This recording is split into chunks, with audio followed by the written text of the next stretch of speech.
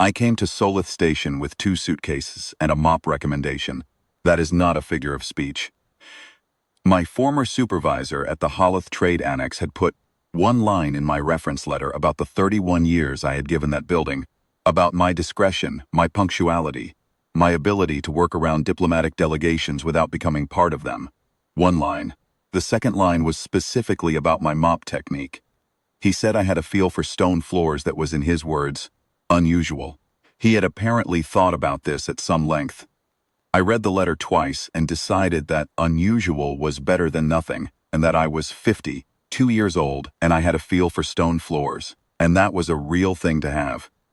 And that if the Vasith Keth residency at Solith Station wanted that specific skill, then I could provide it. And that was the end of the deliberation.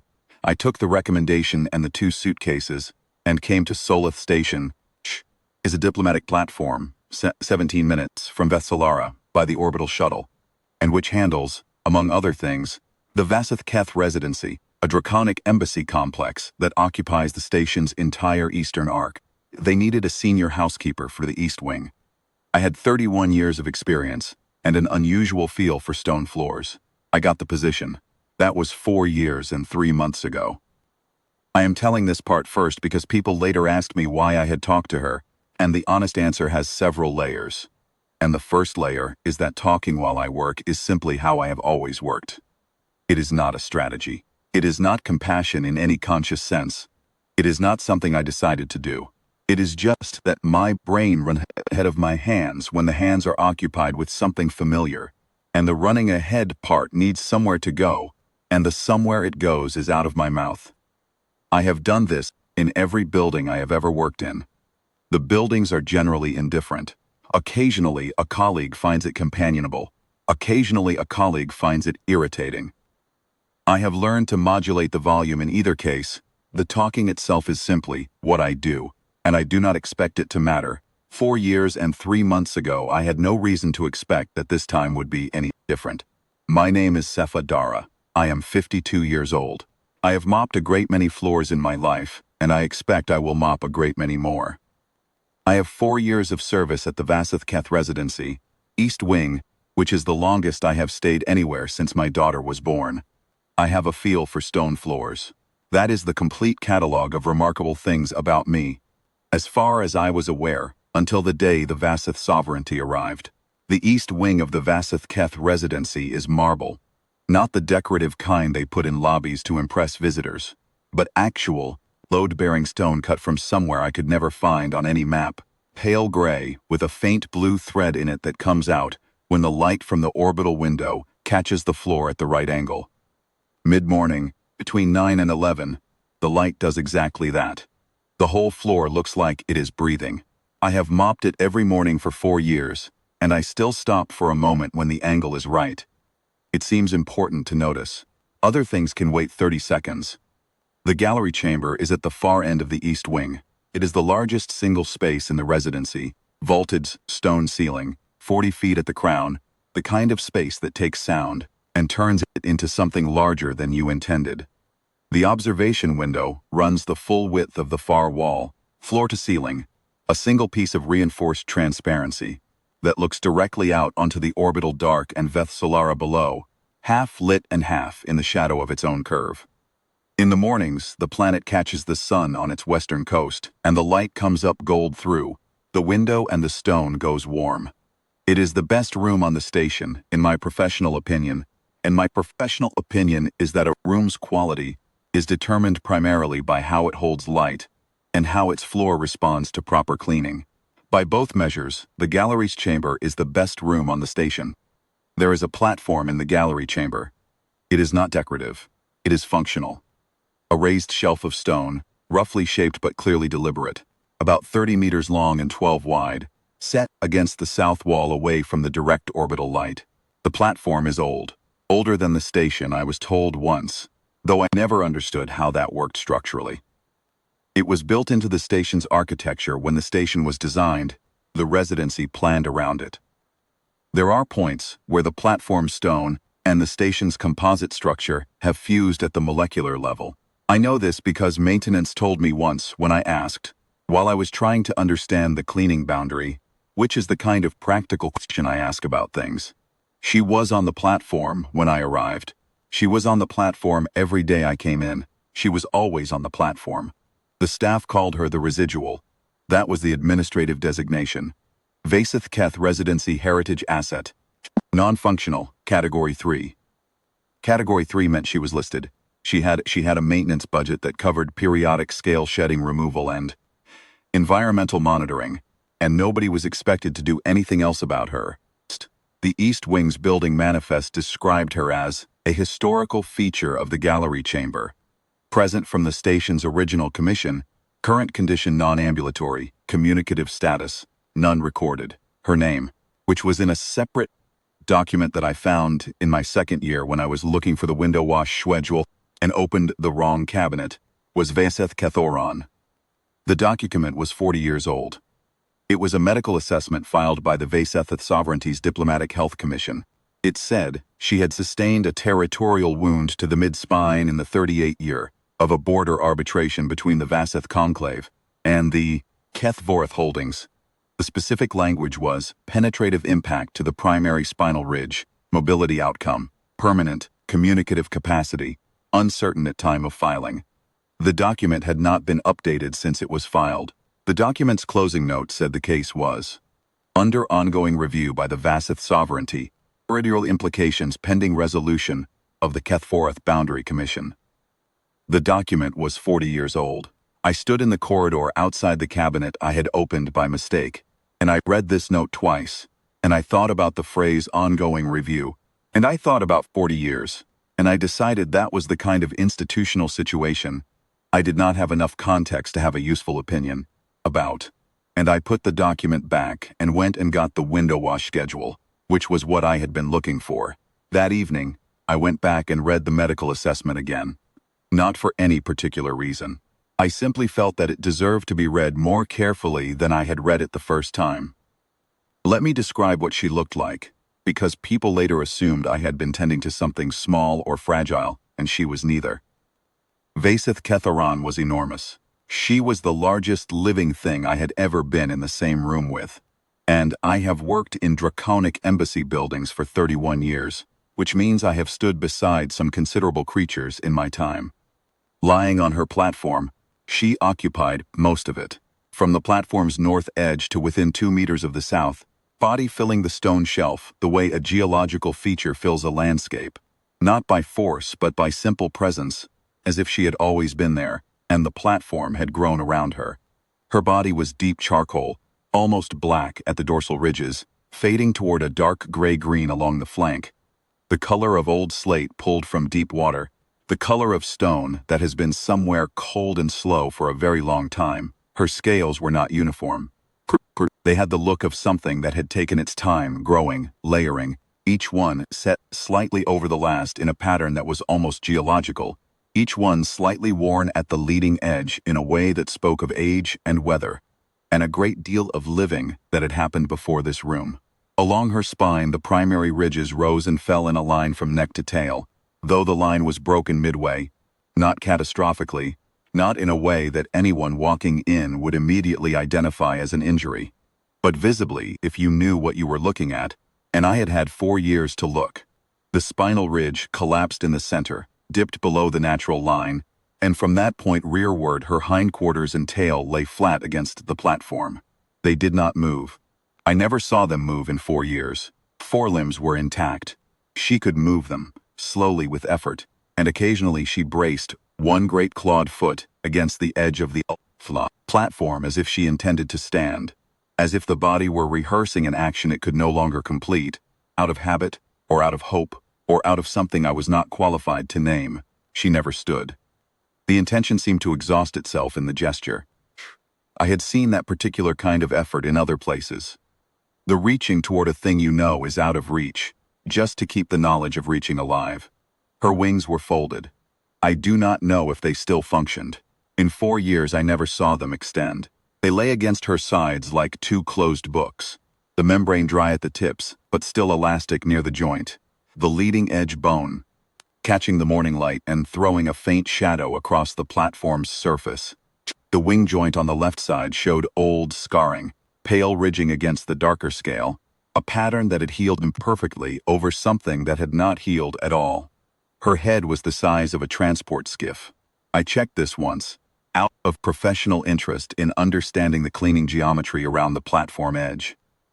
I was approximately right. She rested it on the platform with her jaw turned slightly to the left, and her eye on that side, the left eye, faced outward into the gallery chamber. It was amber. Not the pale gold you see on the younger Vasith dragons, the kind that the younger liaison staff carry. This was deep amber, almost red at the pupil ring, with the flecked inner structure that the elder Vasith bloodline carries. The structure that looks from a distance, like firelight behind glass. I had seen that color in the documentation photographs in the building manifest, where there were 3 photographs of the residency's founding, and she appeared in the oldest of them at the edge of the frame, somewhat smaller, standing, wings extended, and the color of her eyes in the photograph was the same amber they were now, undimmed. She watched me. I noticed on my 3rd or 4th morning that she watched me. Not tracked. She did not turn her head. She did not shift her gaze from one position to another as I moved. But the eye that faced the chamber was open, and it followed motion. I had worked in enough draconic spaces to know the difference between a large animal registering movement as a reflexive thing and an intelligence, registering the presence of a specific individual and cataloging them. Vasith Ketharon was doing the second thing. She knew I was there. She knew I came each morning. She knew it was me and not one of the others, which I understood. When I sent a colleague in for 2 days, during a period when my schedule was disrupted, and when I came back I could see, in the quality of the attention, that she had noticed the substitution. I do not know exactly when I started talking to her. I think it was gradual. First weeks I simply cleaned, mop dry, inspect the window ledges, check the platform edges for scale fall that needed sweeping, note anything structural in the cleaning log. The gallery chamber has a particular acoustic. The vaulted ceiling takes a sound and holds it longer than you expect. So the mop's wheel squeak and the movement of water on stone arrived back to you a fraction behind, slightly altered. I have always found that kind of acoustic congenial. It feels like the building is paying attention. In the gallery, more than anywhere else on the station, the feeling was pronounced. I worked in it, and the feeling was of being heard, which is not a feeling I require but which I find, when it is present, worth speaking into. At some point I began narrating. Not to her, precisely. Not at first. It was more that I narrated to the room, and she happened to be in it. The way you talk in a kitchen when there is someone at the table reading, or someone occupied with their own work. You are not having a conversation, exactly, but you are not alone either, and the room's warmth changes accordingly. You speak more clearly. You think more precisely. Presence of a listener, even an unresponsive one, makes you more careful about what you say. I told the room about my daughter's university entrance scores. She had been waiting 2 weeks for them, and I had been waiting alongside her. Which meant I had thought about them a great deal. I described the scoring system, which I had looked up, so that I could understand what the results would mean, and I described my daughter, who was 23, and had studied harder for this examination than for any other thing in her life, and who called me on Thursday evenings. The results came on a Tuesday. I described them to the room. She had passed, cleanly, in the upper quarter. I mopped the floor in a slightly more energetic fashion than usual. I am not certain that was visible, but it was what happened. I told the room that I had found a crack in the sealant, around the east corridor's 3rd window fitting, and that I had put in a maintenance request 6 days ago and had received no response. I told it that the administrative coordinator, a man named Pethus, had again left his mid-morning refreshment cup on the gallery windowsill, which was not a designated surface for refreshments. There was a designated surface for refreshments 14 meters down the corridor. It was a perfectly adequate surface. It was there specifically so that people would not leave cups on the windowsill, and that I had moved it 17 times now without comment, because that was my job and not the place for a comment, and that the 17th time had tested my professional composure to a degree that I preferred not to examine too closely. I told the room about Veth Solara in the morning light.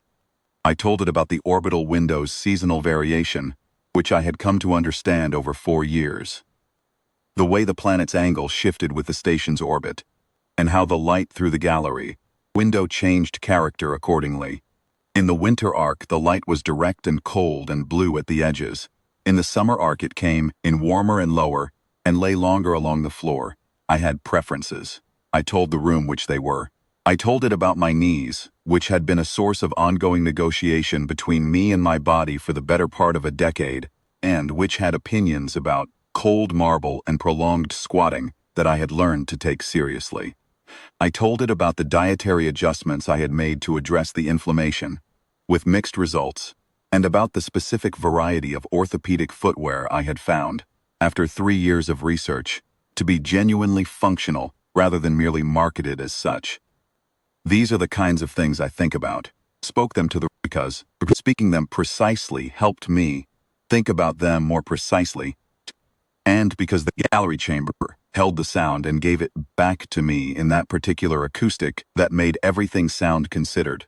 I described the floor, sometimes, the way the blue thread in the marble came out in the light, particular section near the south corner, where a seam in the stone had been filled, and the fill had settled, and there was a slight topographic variation I had to account for with the mop head or the water pooled. I described these things because they interested me, and because speaking them aloud helped me map them. I have found that articulating the precise nature of floor's problem makes me better at solving it, which is not a principle I have seen written down anywhere but which has been true in my experience for 31 years. I described the platform edge occasionally when I was working near it. The scale fall patterns, the way the stone surface had been worn differently on the north face than the south, the old impressions in the platform surface that corresponded to the positions she had once held before her mobility changed, which I could read as a kind of archaeological record of her former range of motion. I described these things as observations, not interpretations. I did not make claims about what they meant. I said what I saw. I had no expectation she understood me. That is the truth of it. And I need to say it plainly because what came later could be misread as some form of calculated kindness, some patient strategy of deliberate communication that I had undertaken in the knowledge that it would bear fruit. It was not any of those things. Talked because I talk. I was not giving her anything. I was not waiting for anything. I was just a woman with a mop and a running commentary, and she was in the room, and the room was a good acoustic, and that was the entire arrangement for the first year and most of the second. She never responded. Not in words, not in any gesture I could identify as directed communication toward me specifically. Occasionally, there was a vibration, a deep, subaudible resonance that I felt more in my chest and the soles of my feet than I heard with my ears. I had felt that in other draconic spaces. It was, as far as I could determine, normal physiological function for a large ancient dragon, respiratory, digestive, the simple mechanical consequence of a very large living body that continues to exist and function at its own scale. I noted it. I did not interpret it. I was a housekeeper, not a draconic physiologist, and I was careful in those early months to overlay meaning on things I did not have the expertise to read. They were things I noticed and filed as neutral observation. She was more attentive, the amber eye more alert, quality of attention different. During administrative arguments, the residency's coordinator staff had a tendency to argue in the gallery corridor, which was adjacent to the gallery chamber and carried sound into it well through the stone. They argued there, I came to believe, because it was away from the formal offices, and because they believed the gallery chamber itself was uninhabited in any meaningful sense. No one had updated the Category 3 documentation in 40 years, and habits of institutional neglect have a way of calcifying into assumption. What is filed as non-functional is eventually perceived as absent. The arguments in the corridor were not quiet. The arguments were about budget allocation, about the scheduling of the sovereignty's irregular visits to check on the residency, about the territorial documentation that seemed to come up at least once per season without resolution. On mornings when the argument in the corridor was particularly pointed, the vibration from the platform was different, more sustained, lower in frequency. I noted it the first time as coincidence. I noted it the fifth time as a pattern. I noted it the 12th time, as something I should probably think about more carefully than I had been. And then I finished mopping the floor and wrote up my maintenance notes, and went on to the north wing because there was work to do. There was a morning in my second year when the argument was particularly pointed. It was about a piece of documentation I had heard referenced before.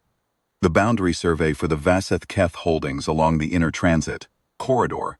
The original survey that had been contested for as long as anyone in the administrative office seemed able to remember. Coordinator Pethis was in the gallery corridor with two of the sovereignty's liaison staff, and they were not being quiet about any of it. Core of the argument, as I reconstructed it, from what I could hear while I worked, was this. The survey's third sector notation had been filed incorrectly at the original commission. The error had propagated through 40 years of subsequent filings. No one could agree on the correct baseline measurement because the original survey instruments had been decommissioned and were no longer in operation, and there was no living member of the original survey commission who could be consulted. The third sector notation was, in effect, floating, anchored to a baseline that had no surviving primary reference point. I mopped. I describe the argument to you now because I described it then, to the room, in the way I always did, while I worked, going through it, the way I would go through a cracked window seal. Methodically, with the specificity that the problem deserved, naming each piece of it clearly so I could think about it properly. I said that the problem seemed to be the third sector notation, specifically the baseline measurement. I said the measurement was anchored to a survey marker that was apparently no longer physically accessible, and that, if it wasn't accessible, the question was whether any secondary reference point had been recorded at the original commission that stand in for it. Whether anyone at the time had thought to document a backup anchor, which was the kind of thing you did when you were careful about long-term documentation, and which the original survey commission might or might not been careful about. I had no way of knowing. I said that if a secondary anchor existed and was recorded in the appendix materials, rather than the main filing, it would likely have been overlooked when the main filing was found to be in error, because that was what happened with appendices. They were the place where careful people put the things they thought might be needed later, and then later arrived and nobody looked. I said I had not seen the original documentation. I was going from what I had overheard. It was entirely possible I had the details wrong. I said this because it was true. The vibration from the platform was sustained that morning for nearly 20 minutes after I stopped speaking. The brief respiratory resonance I had noted before, sustained, with a quality I can only describe as focused, as if a very large, very attentive creature had been listening carefully and was now processing what it had heard. I noted it. I did not interpret it. I mopped the rest of the floor, checked the window ledges, put the equipment away, and went to attend to the north wing's service corridor. I had 3 other wings to do before midday. That is the shape of most of the 4 years.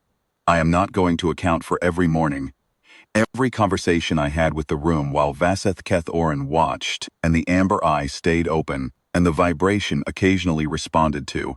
Things I said in ways I noted but did not yet understand. I will tell you it was not dramatic. It did not feel significant. It felt like going to work and doing the work and speaking my mind while I did it, is what I have done in every building I have ever worked in, and which I intend to continue doing in every building I work in after this. The buildings are usually not listening. I had no reason to believe this one was different. I told her, when my daughter passed her postgraduate certification. That was a Thursday morning. I had heard on Wednesday evening's call, and I had been holding it until I got to the gallery because the gallery was where I told things. That was when I understood that I had made it the place where I told things. The amber eye watched me mop, and I told it about my daughter, about the years she had spent working toward the certification, about the particular quality of tired satisfaction in her voice on the phone, and the vibration from the platform was warm.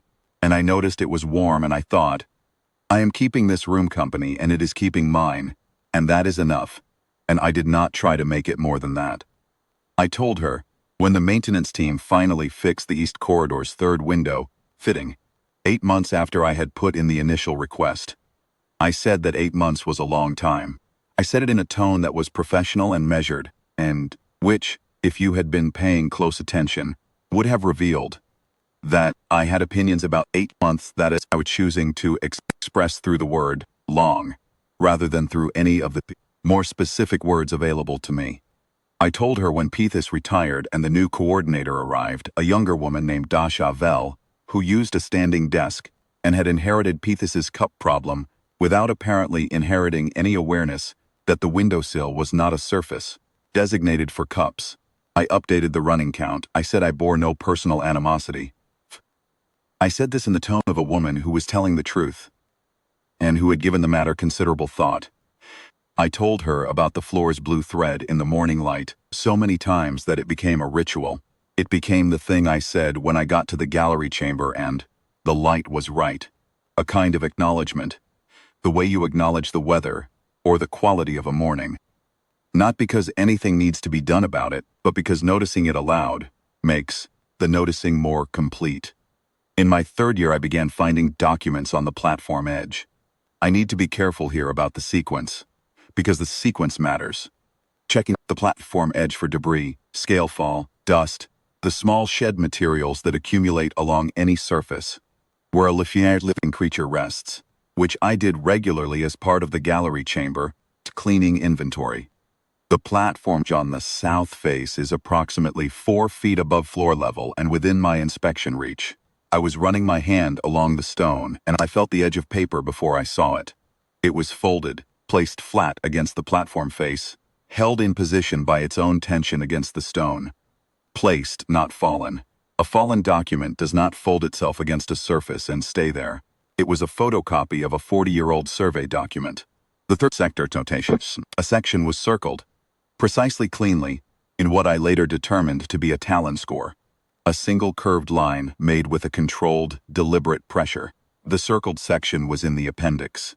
It was a secondary reference point, a backup anchor for the baseline measurement, exactly the kind of thing I had speculated about during the morning of the corridor argument in my 2nd year. The secondary reference point had coordinates. It was anchored to a geological feature in the inner transit corridor that predated the contested survey marker by 12 years. As far as I could determine from the notation, the geological features was still physically present. I stood at the platform edge and I held this document for what I think was several minutes. I was 50 years old. I had been in this building for 2 years and 3 months. I had been talking to the room for approximately 18 months. I had just found an archival document, talon scored at a specific notation, placed where I would find it, responding to something I had said 18 months ago. I set the document back on the platform edge. I finished mopping the floor. I went to the north wing. I thought about it for the rest of the morning and all of that afternoon. And I thought about it again the following morning. The shuttle, and what I concluded was going to describe live the document to the room, accurately and in full, and I was going to do it, because it seemed like the correct response to being given information, and because if I had the details wrong I wanted to say so clearly. The following morning I described the document to the room. I described the section that had been circled.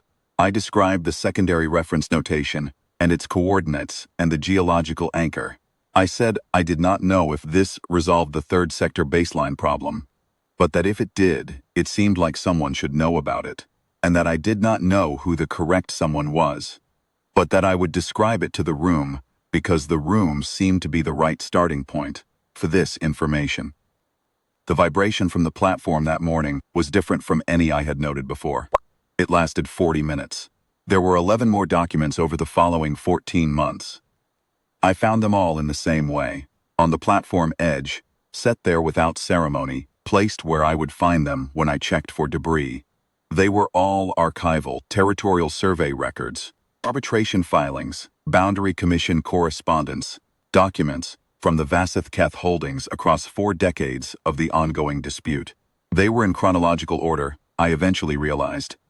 Each one building on the previous one, each one addressing a specific point in the dispute's long record.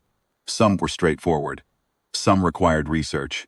When the technical language was beyond what I could follow from the document alone, I looked it up before I described the document to the room, because if you are going to speak about something, you should be accurate about it, and speaking inaccurately is more harmful than not speaking at all. I did this for 7 of the 11 documents. It took additional time on some mornings. I described each document to the room, precisely and in full. I noted when I was uncertain. I noted when my understanding might be incomplete. Each document back on the platform edge after I had described it, because they were not mine. I want to be careful here about what I understood and what I did not. By the 3rd document, I understood that Vaseth Kethoran was finding these documents, finding them in whatever archival system she had access to from her platform, in whatever form of records the residency held, and placing them where I could see them. I understood that she was doing this in response to things I had said, or in response to the corridor arguments I had described. I understood that she was communicating, not in words, not in anything I could name as formal language, but in a grammar I was beginning to learn, the grammar of placement and selection, and the sustained vibration that had specific qualities I had stopped dismissing as physiological background, and it started reading as response. What I did not understand was the scope of what she was doing. I thought she was passing me archival documents because she had access to them, and the ongoing corridor arguments were relevant to her situation in some way I did not fully understand. I thought she was, in some old and limited capacity, participating in the administrative life of a building she had been a part of for 30-odd years. I thought it was a kind of presence, a consciousness that was still operational, still interested in the world around it, still reaching toward engagement through the only means available to her. I did not think she was building a case. I did not think she had been working on one for 40 years and that my narrations over 14 months had given her access to the current state of a dispute she had been tracking since before the wound, and that she had been waiting, not passively but actively, for a means of output that would allow her to transmit what she had calculated. I did not think any of this because it did not occur to me to think it. I am a housekeeper. I mop floors and I notice things that need fixing, and I put in maintenance requests, and I describe archival documents to rooms. These are the things I do. I do not typically conclude that I am serving as the transmission medium for a decades-long interpack territorial arbitration. The Vaseth sovereignty arrived on a Thursday morning, in what I was later told was the 41st year of the ongoing boundary review. I say I was later told because no one had told me they were coming. This is not a complaint. Senior housekeeping staff are not on diplomatic notification lists, and this is correct institutional practice, and I have never expected otherwise. I learned they were coming when I arrived for my morning shift and found the East Wing entrance secured, with a temporary access protocol in place. Dasha Vel in the corridor outside, with an expression that I had come to read reasonably well over 14 months, and which on that morning was the expression she wore when something large was happening, and she was not entirely certain she was managing it correctly. She told me the Vaseth sovereignty delegation had arrived during the night cycle. 9 elders.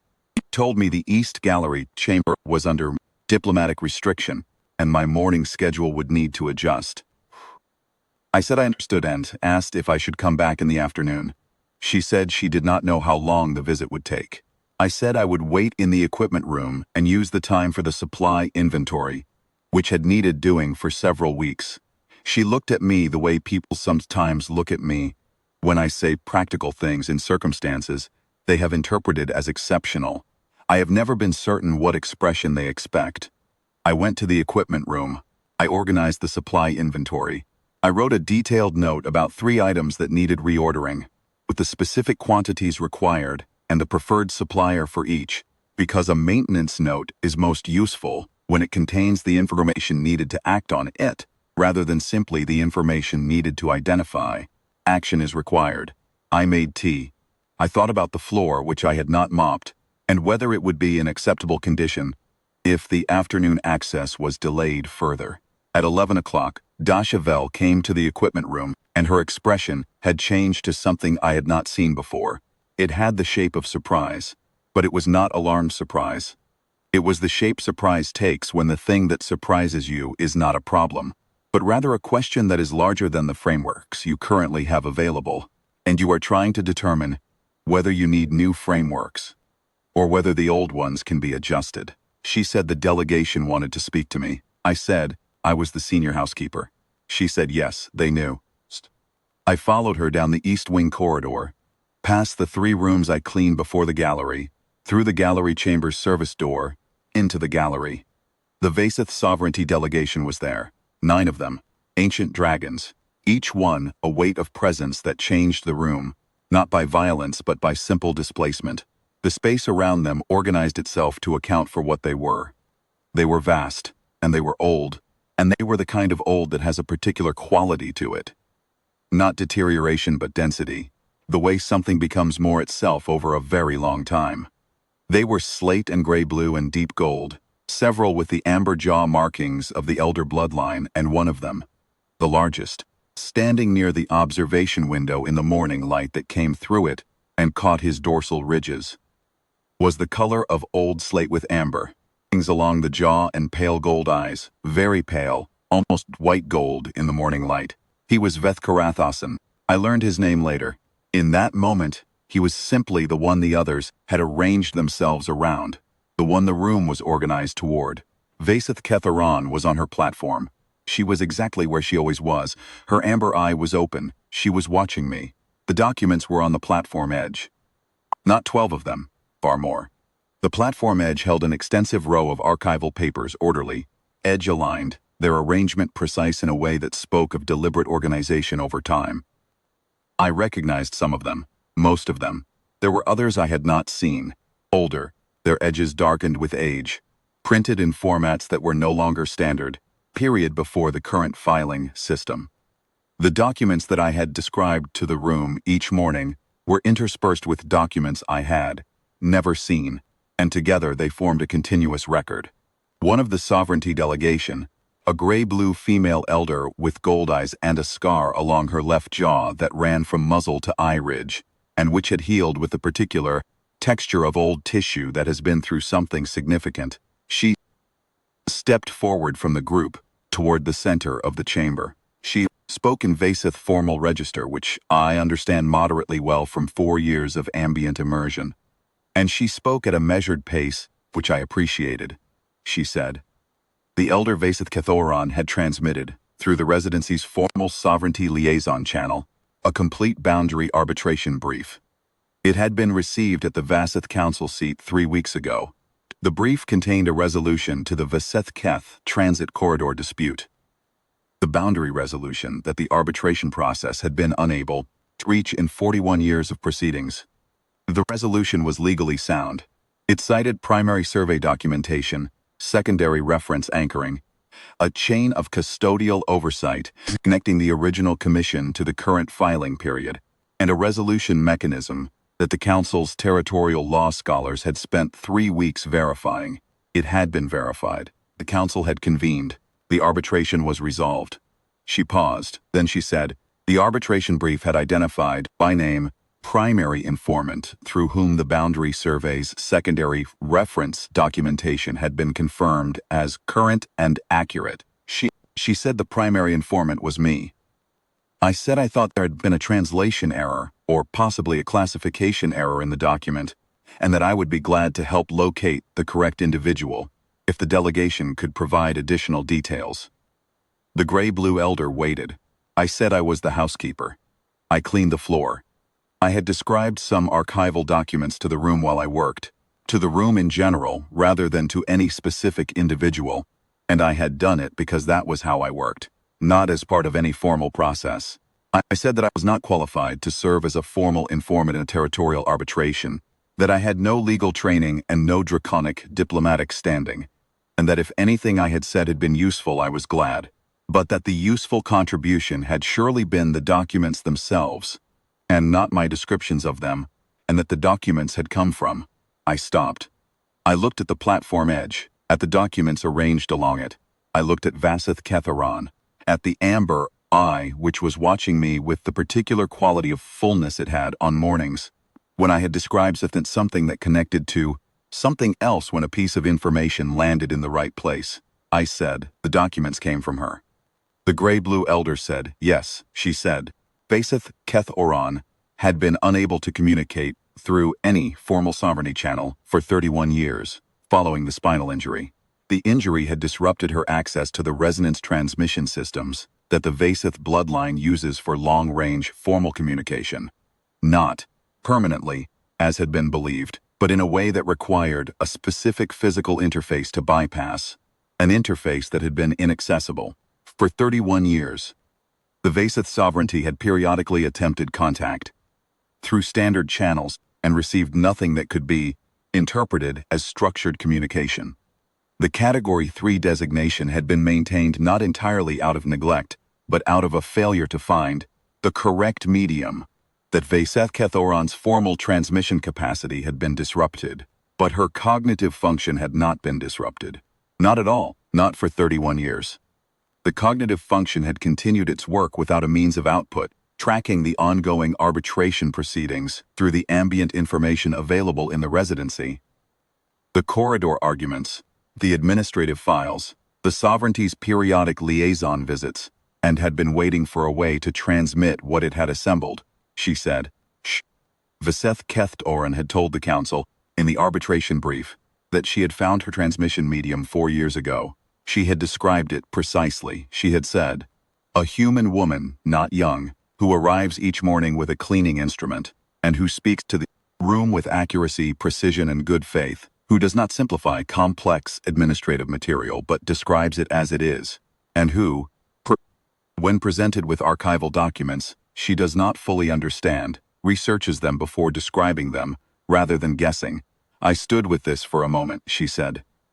Vaseth Keth Oran had transmitted the brief 3 weeks ago through the residency's formal channel using the physical interface on the platform's east face, an interface that had not been accessible since the station's construction, because the storage panel covering the platform's east face had been incorrectly installed in the original commission, mounted against the access port rather than beside it. Panel had been resized and remounted 3 months ago, I said. The panel on the platform's east face, one I had put in 9 maintenance requests about, she said. Yes. The maintenance record documented 9 requests from the senior housekeeper of the East Wing over a period of 2 years, citing an improperly fitted storage panel adjacent to the platform face. The panel had been remounted 3 months ago. This had restored the elder's access to the formal interface she had been unable to reach for 31 years. I said I had put in 9 requests about that panel. She said yes. I stood in the gallery chamber with the morning light coming through the orbital window and lying across the marble floor, and the blue thread in the stone was visible. The angle was exactly right. The light catching the seams in the stone the way it does between 9 and 11 on a clear morning arc. And Vaseth Keth Oran's amber eye was watching me from the platform, steady and warm and full, and the Vaseth sovereignty delegations stood around the chamber, like a geological event, and I did not know what to say. I want to describe what it felt like, because people later asked about this, and I find I want to be accurate. It did not feel extraordinary, in the way that extraordinary is sometimes described. A rush, an elevation, a sense of scale descending on you. What it felt like was quieter than that. It felt like the room I had been cleaning for 4 years had very quietly turned out to contain something I had not fully known was there, and that I had been talking to it all along, and that the talking had mattered in a way I had not imagined, and that the mattering had been invisible to me while it was happening, and was only becoming visible now. It felt like the floor's blue thread, which is always there, in the stone, has been there since the stone was cut, but which you can only see when the light is at the right angle. The thread does not appear when the light hits it. The thread is visible when the light hits it. That is not the same thing. Veth Korath Asen came forward from the window. His movement displaced the air in the way that very large ancient dragons do, not a rush of wind but pressure adjustment, as if the room took a slow breath to accommodate him. He stopped at a distance I understood was deliberate, not close enough to be imposing, far enough to be respectful. His pale gold eyes were on me. He spoke. I understood the structure but not all of the register. His Vaseth formal was old and carried inflections that my 4 years of ambient immersion had not been sufficient to cover fully. The gray-blue elder translated, he said, the name that Vaseth Keth Oren had provided in the arbitration brief. The name of the human who had served for 4 years as the medium through which the elder had accessed, confirmed, and transmitted the documentary record of the boundary arbitration, was to be recorded in the Vaseth lineage documentation. The recording would be made under a courtesy designation, a formal term of the Vaseth bloodline law applicable to non-draconic Srons who had performed a function equivalent to that of a lineage keeper. The term was 12 syllables in formal Vaseth. In rough translation it meant, she who spoke accurately in a room that was listening and did not know. I said I thought that was 12 syllables, a very generous interpretation of what I had done, which was mop the floor and talk while I was doing it. Veth Korathasan said something brief. The gray-blue elder said only that the elder agreed the designation was generous, and that generosity was the point of a designation. I looked at Vaseth Keth Oron.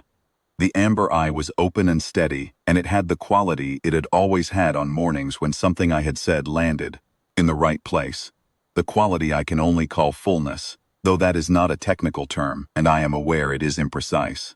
It was the look of a very large, very old intelligence that has been waiting a long time for something to connect, and the thing has connected, and the waiting is done. I said to her directly, to her, not to the room, that I had not known she was listening. I said I had talked, because I always talk when I work and the gallery had a good acoustic, and that if I had known it mattered, I would not have done anything differently. I would have been more careful about how much time I spent on the subject of Coordinator Pethys's cup. There was a vibration from the platform, low, sustained, with a warmth in the frequency that I had been hearing for 4 years and was only now naming accurately. She had a sense of humor about the cup. She had always had a sense of humor about the cup. I had been making a very old, very large, very attentive dragon quietly amused about administrative refreshment etiquette for 4 years, and had not known it, and knowing it now felt like the right kind of ending to that particular story. I would have liked more time to stand in the moment, but I have worked in enough buildings to know the rhythm of formal proceedings, and I know when the formal portion is concluding and the space needs to return to its own purposes. The delegation had work to continue. The chamber had its own shape to return to. I was not part of what came next in here. I came in to mop the floor. I had not mopped it. The delegation had arrived before my shift could begin. I went back through the service door to the equipment room. I got my bucket and my mop. I came back through the service door into the gallery. The sovereignty delegation was still present, arranged in the positions that a formal continuation of proceedings requires, some at the platform edge with the documents. Veth Karath Asen returned to the window. None of them looked at me when I came in, which was correct. I was not part of this portion. I was the housekeeper, filled the bucket at the service connection. I put the mop head in. I wheeled the bucket out to the south wall of the gallery chamber, working in from the service door the way I always do, keeping to my section of the floor and well clear of the delegation's working space. The marble was dry and had been dry since the previous morning. The window wall had the dust accumulation it always had. The ventilation current, the window seams, settled overnight. I started there. The floor's blue thread came out in the light. The angle was still right. I worked along it. I was aware that several members of the sovereignty delegation were watching me work. I noted this with the part of my attention, though things of a structural nature. It is not the part that changes what I do, only the part that registers what is present. I was not doing anything I would not do on any other morning. I mopped the floor. I worked from the window wall inward, section by section, overlapping passes, consistent pressure, attention to the south corner seam where the fill had settled, and the water would pool if I was not precise about the mop head's angle. I have been precise about the mop head's angle at that corner every morning for 4 years. This morning was the same. At some point I was working near the platform edge. The amber eye was at floor level from my position, the geometry of the platform height and my distance from it working out so that we were level, approximately. She was watching the floor. Watch it all mornings when the light was good. The way I had always thought of as the attention of an intelligence that found the thing interesting. not merely the attention of a large organism registering nearby movement.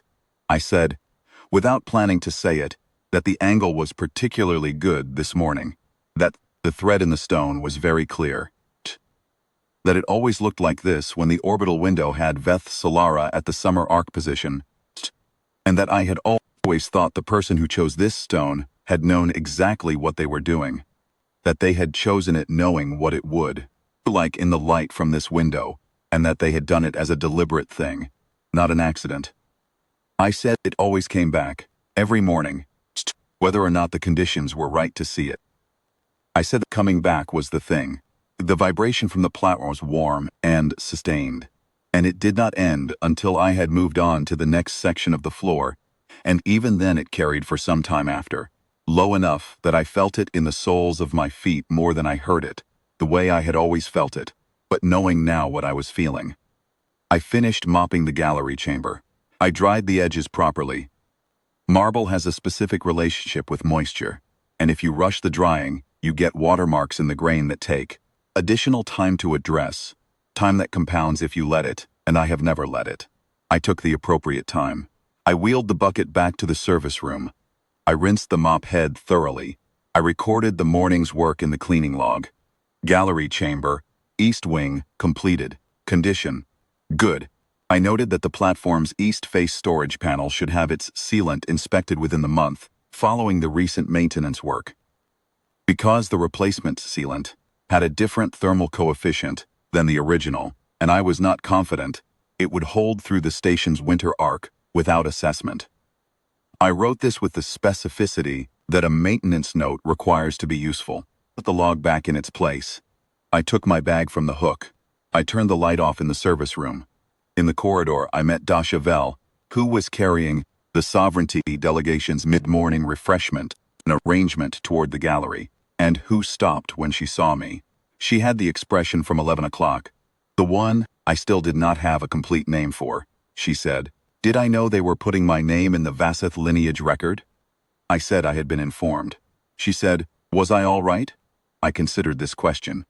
It was a better question than most people asked in circumstances like this, and I appreciated it.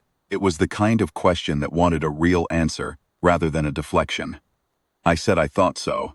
I said my name in the Vasseth lineage record was going to take some time to become a real thing in my understanding, and that in the meantime, I was going to continue doing what I came to do this morning, which was the north wing.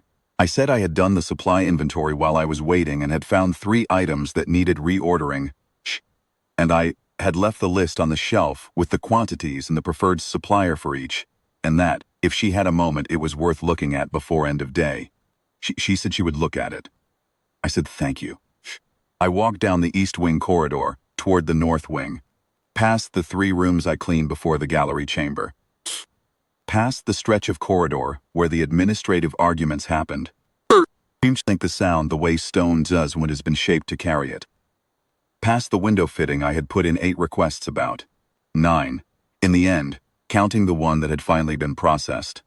The light in the east wing corridor was good. The morning arc. I thought about Veseth Ketharon. I thought about 41 years of a dispute that had no resolution.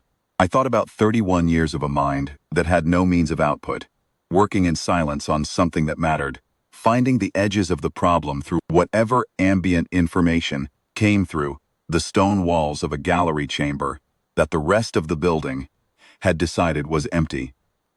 I thought about the documents on the platform edge, the precision of their selection, the order in which they had been placed, the circled notation in the appendix that nobody had looked at because it was in the appendix, and the maintenance panel that I had put 9 requests in about, and the interface behind it, and the 3 months between the panel being remounted and the brief arriving at the council seat. I thought about the things I had said to the room over 4 years. The practical things. The floor's problem near the south corner, the window fitting, the panel, the small things, my daughter's scores, my knees, the quality of the morning light. The things I had said carefully when I described the documents, the secondary reference notation, the coordinates, the geological anchor, said carefully because I am always careful when I describe things, because if you are going to speak about something, you should be accurate about it, because accuracy is not a courtesy you extend to the listener. It is the baseline condition of speaking at all. I thought about the phrase "she who spoke accurately in a room that was listening and did not know." I thought that "did not know" was doing a great deal of work in those 12 syllables, and that it was probably the most accurate part of the designation, and that generosity was perhaps not the word for it after all. Precision, maybe. The designation was precise. It described exactly what had happened, and it gave the exactly what happened a name, and the name made it real in the way that names make things real, by giving you a place to hold them. I got to the north wing service door, took the key from my bag. I opened the door. The north wing has a different stone from the east. Composite, warmer in color, no thread in it, but it holds the light from the north windows in its own way, a kind of diffuse warmth, rather than the east wing's direct grain. It is a different floor. Every floor is different. You learn them over time. I got my equipment from the north wing service room, checked the log, noted the condition from the previous morning, and started at the window wall the way I always do. I had work to do.